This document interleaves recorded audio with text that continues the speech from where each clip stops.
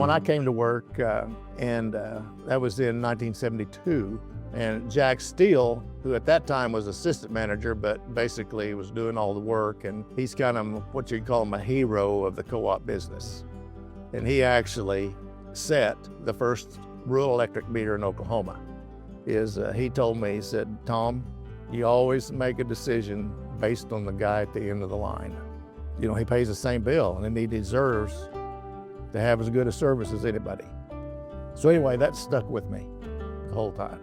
And I think that holds true today. I hope so. We still try to treat every member the same. We're not trying to prioritize somebody that's a bigger service or a company.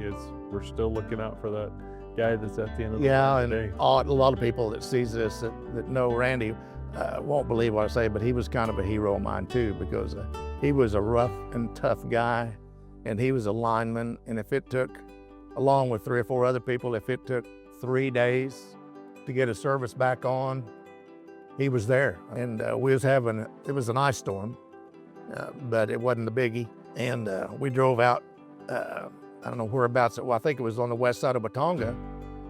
And we looked up, and the line was down, but there was a single phase line. And we looked up there, and there was a guy laying next to a dead calf that had got electrocuted when the line was down.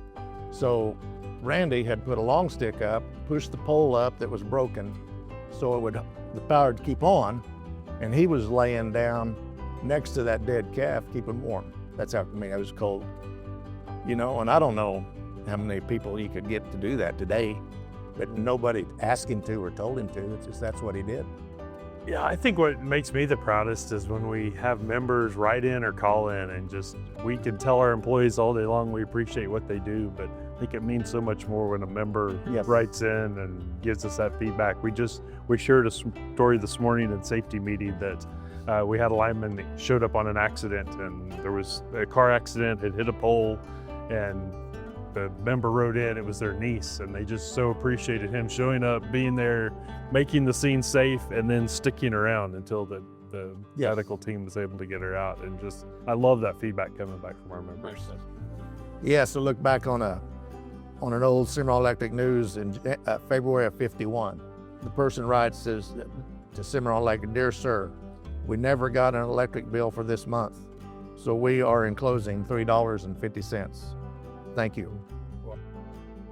We was fortunate to get good people, and the ones that weren't good, except for me, most of them, wandered off into the blah blue yonder.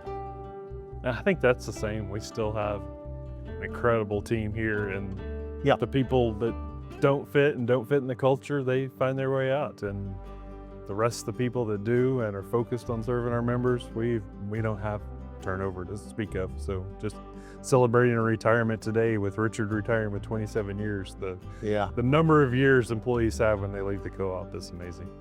Our bunch kind of brought in the computer age, to the business. And, we knew at the time that this wasn't going to be the same computer we used for the next 20 years. We had an idea that things would change, but nothing like it did. Not as fast as it did, I should say. So y'all ushered in computers into the office, and now we're pushing computers out to the field. Every meter, these new meters we're installing starting this year all have a computer in them that we can push apps to the meter, and we've got smart devices on the grid that can open and close switches automatically. And so we've taken the computers and pushed them out to the field. So it's amazing how fast the technology has changed. So when I came to work, most of our members, they had lived where they lived without power, without electricity.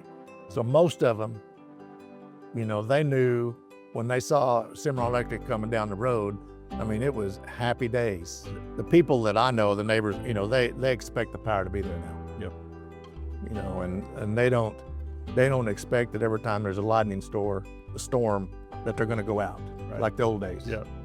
They wonder what's going on if the power goes off. Immediately, no patience. They want to know.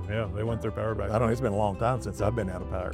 Back in the day, I would hate to have nobody that really knew how Cimarron came about.